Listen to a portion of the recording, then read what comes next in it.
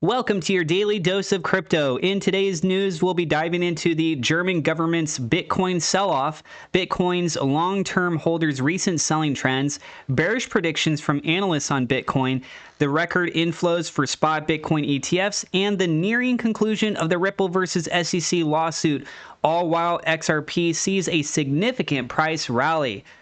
And if you are new to the channel, don't forget to hit that subscribe button. You can also check us out over on our Telegram group. That is Team Crypto Atlas. Discord, both links are down in the description below. That being said, let's go ahead and dive straight on into the news.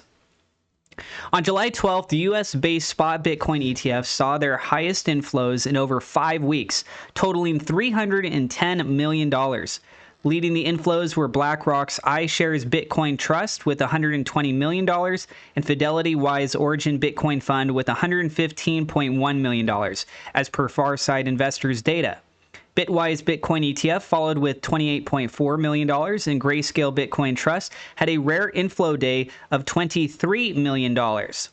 Van Eck Bitcoin Trust ETF and Invesco Galaxy Bitcoin ETF received $6 million and $4 million, respectively.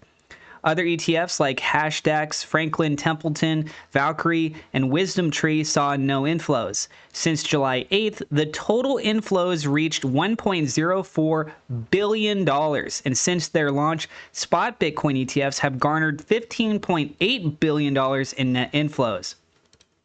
If you're trying to make as much as you can with your crypto investments, you can look into leverage trading. It's also known as margin trading. And there is a crypto exchange called Margex. I have a link down in the description below. And over here, you can not only do a range of 5x to 100x on your leverage trading, you can also do regular crypto trades. You can buy crypto. These are just some of the examples. You can do copy trading. So let's just say you're not confident in your own trading skills. You can see how other people are performing. You provide your collateral, set up autopilot. It's quick and easy. They also have staking options. And also, if you use that link down in the description below, you can even claim up to $10,000 in bonuses. Now, this is available in a lot of different regions, but if it's not available in your region, some people may decide to use a VPN. That choice is obviously up to you. Once again, the link is down in the description below. The German government has finalized its Bitcoin sell-off. On-chain data shows a series of transactions on July 12th, concluding the sales. This move has sparked discussion about its long-term market impact.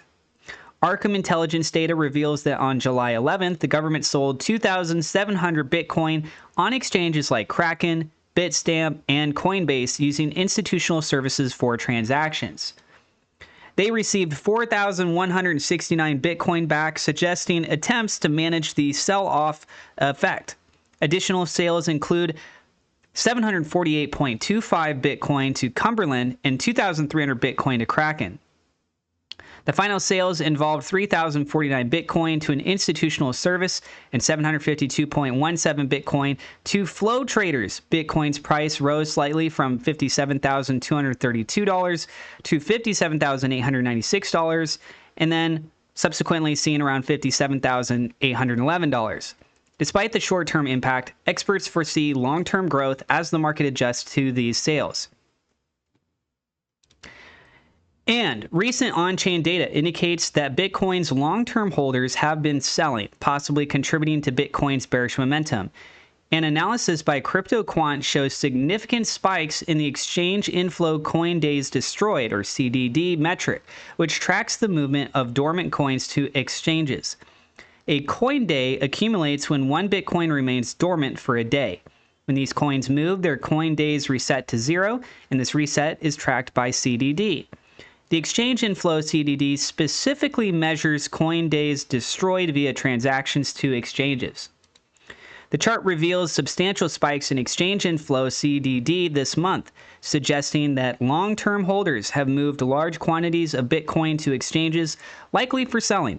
These spikes coincided with Bitcoin's price drops and have hindered recent recovery attempts. Future CDD trends will be crucial in predicting Bitcoin's recovery path.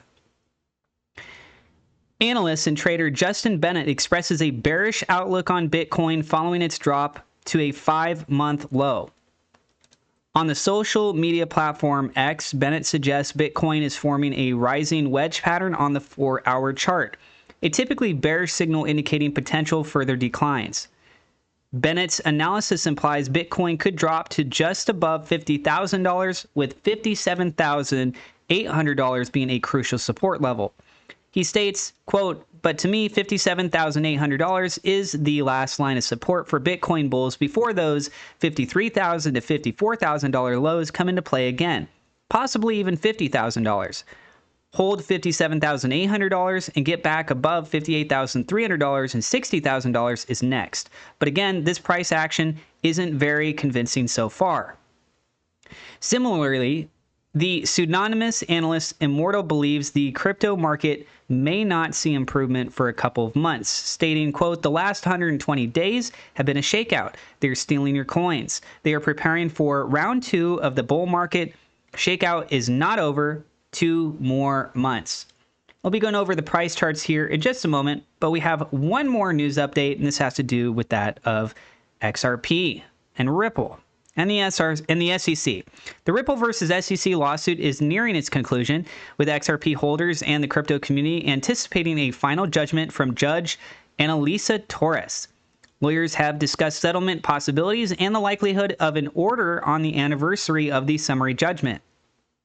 Pro-XRP lawyer Bill Morgan asserted no settlement is expected since Ripple has won key motions, including the landmark ruling on XRP sales. He believes the SEC will not appeal Judge Torres' summary judgment. Lawyer Fred Rispoli noted a slim 5% chance of a ruling today, but expects an order in July. Ripple executives Brad Garlinghouse and Stuart Alderoty commemorated the summary judgment anniversary, highlighting its significance. Alderoty criticized SEC Chair Gary Gensler, asserting Ripple and the industry will outlast his tenure. XRP's price surged over 17% this week, reclaiming the 50-cent level and leading the market. Currently, it is trading right around 51.5 cents with increased trading volume and investor interest. The price climbed over 10% in the past 24 hours, and futures open interest rose 19%. Analysts suggest XRP could rally towards $5. So let's go ahead and talk about that. Looking at the price chart here for XRP, we do see a significant push up, as we just mentioned here a moment ago, sitting right around 51.5 cents. It is well above that VWAP, and we are also starting to see a little bit more of an expansion on the Bollinger Band. Consequently, we do see down below on the RSI that the movement here is becoming quite exponential. There's more attention, so of course there's also the expectancy of more volume, and here we can see that being stated very clearly as the RSI is at 63.84, almost on the cusp of the overbought territory. But please just realize that this technical indicator, when we're talking about a short-term movement, yes, we could see a spike that goes into the overbought or the oversold territory, but realistically, how much trading activity as a whole do we have going on? And that's where we can see that nice little average right here with the yellow line. So looking at this over a longer time for the moving average, it does not appear to be very high. So seeing the significant rally is not surprising, and boom, there we go. We now have the indication of a long position. This using my trading tool that I created. You can see the profitability down with the strategy tester down below in case you guys were curious about how well my trading tool that I created is actually performing in the long term. And this is set up on the daily, just FYI. Now let's go ahead and take a quick look over here at Bitcoin. Same thing, we see the formation of a new long indication for that of Bitcoin. So I had suggested that with all of this downtrend action that we had the possibility of moving sideways a bit. We're still in that sideways space, yes, but here having this new formation of a long means that we have an even better opportunity trying to break above that $60,000 price level.